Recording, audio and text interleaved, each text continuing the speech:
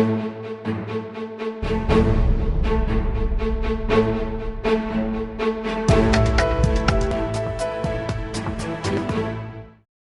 and welcome to Headspace, the show where we discuss the week's top stories with Mint's editor Sukumar Ranganathan. Sukumar, welcome to the show. Let's start by talking about the EGOM's decision on spectrum refarming. How much of a let-up is it for companies? I think it's a marginal let-up for companies, right? It's one of those very, very complex things, and if we go into the details, I think it becomes very granular. I think if you look at it at the larger philosophical level, right, I think in some ways we seem to be striving for perfection in telecom policy, right? We want a completely transparent way of allotting spectrum, right, a completely transparent way of fixing prices, and ensuring in some way that there is a level playing field between various people. right. So this refarming, as they call it, that they've done, essentially means taking away spectrum in a lower frequency band from a lot of the old telcos. And low frequency bands are good because in physics, the lower the frequency, the higher the intensity, the higher the reach and everything else. And giving them a higher frequency, spectrum in a higher frequency, and then auctioning this, right? So it's good in some ways, but I just think it just shows that bit of retrospective mentality that this government has got into as far as telecom is concerned, right? You've progressed a certain way until now, and obviously the way you've progressed is not the perfect way. Your policies have not been perfect, and you can improve on those policies. But I think what they're trying to do is they're trying to improve on policies retrospectively. So the whole emphasis seems to be to set the clock back. Right. And of course, I also think there's some bit of panic mongering that is happening, especially by the telcos, because they're claiming that parts of India will revert to the dark ages, right? That there'll be a blackout of sorts because they won't be able to. I'm sure there will be some technical problems. If these people want to continue to serve as many customers as they're serving now, they will obviously need to invest in more physical infrastructure, because in a higher frequency band which is not so efficient, you will need that kind of infrastructure. But I'm not sure millions and millions of people will suddenly find themselves without phone services like the telcos are alleging. But I just think business doesn't work like this, right? Business moves. One of the axes of business is time, right? So you take decisions and then you move on. I think what the government is doing is fundamentally and philosophically anti-business.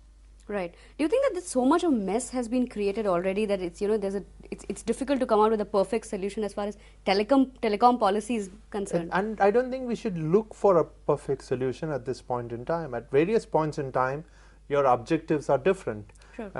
I get the sense now that the finance ministry has started looking at spectrum as the goose that lays the golden egg.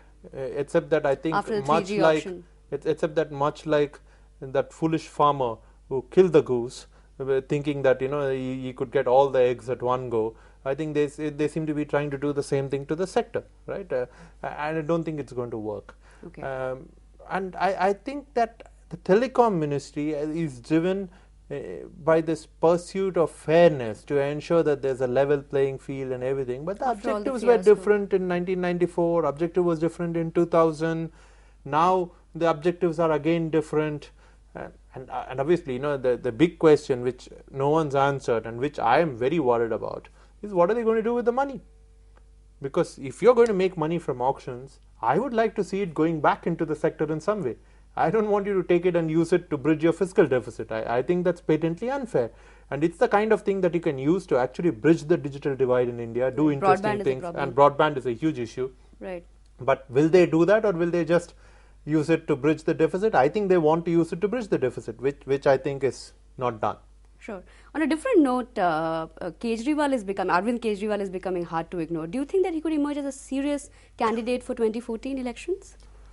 No, serious candidate in the constituency where he stands, yes, right. A serious candidate at the national level, unlikely, right.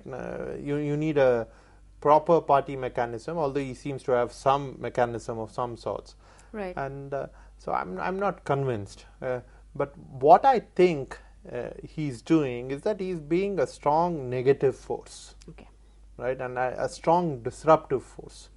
Now, a disruptive force, especially in politics, might not win itself, but it can do enough to stir the system up and to make sure that someone who had no chance of winning previously now wins. And I think that's what's happened.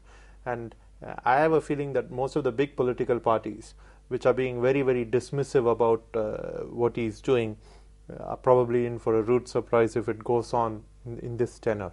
Right. How do you think that especially the middle class is going to read, his statements, which are very, very anti-corruption, but doesn't touch upon any economic policies, so to say? I don't think the middle class is interested in economic policies, right? I think economic policy is of interest to CEOs and investors. It's of interest to people like you and me who write about it. I don't think the middle class is worried about it. The middle class, the big issue for middle class is corruption.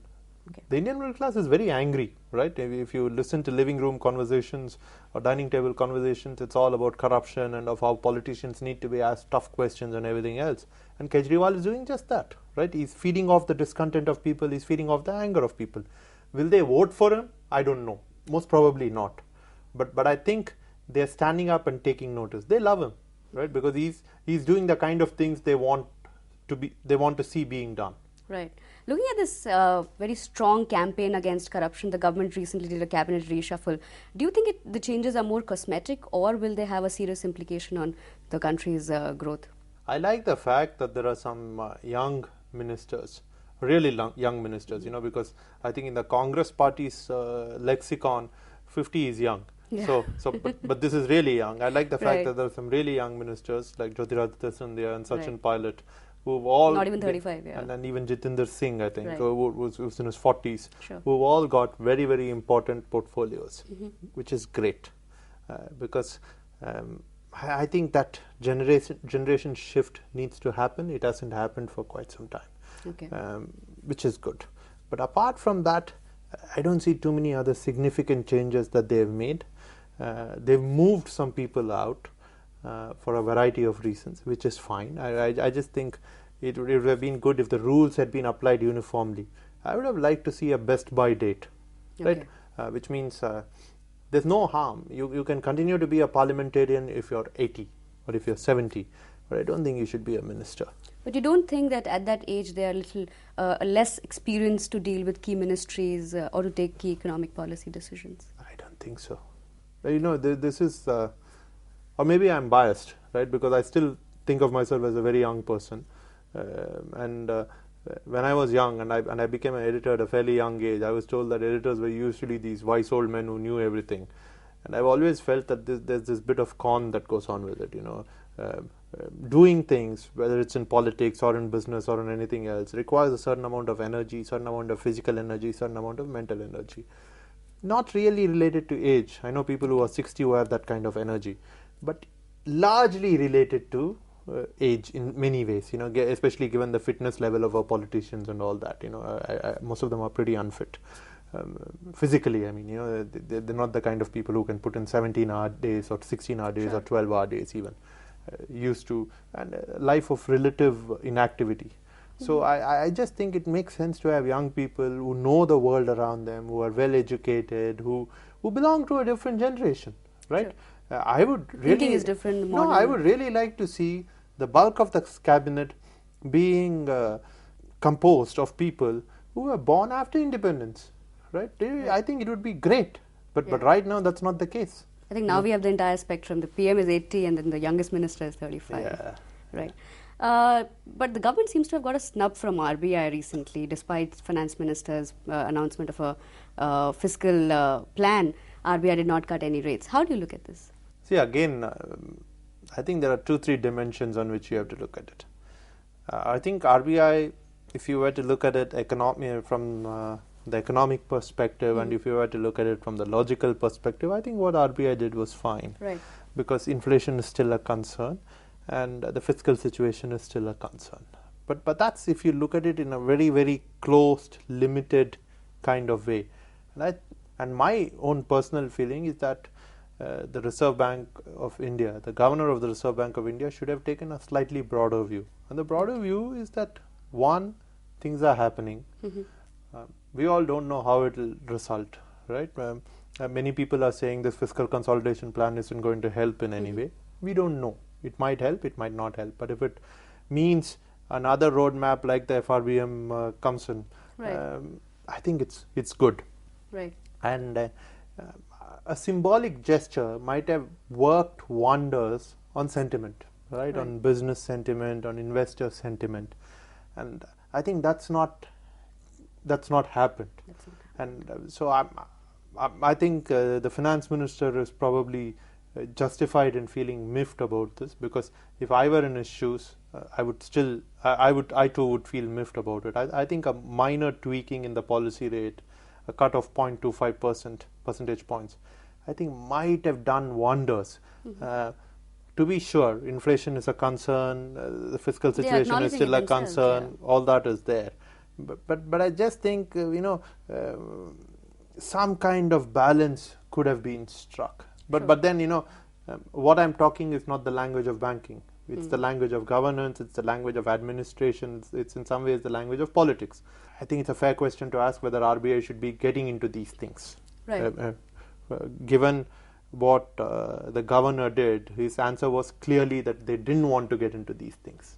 Right. Maybe just a token would have helped to improve That's sentiments, right. like you're saying. Thank you so much for joining us today, Sukumar. That's all we have for you today. Thank you for watching and stay tuned for more.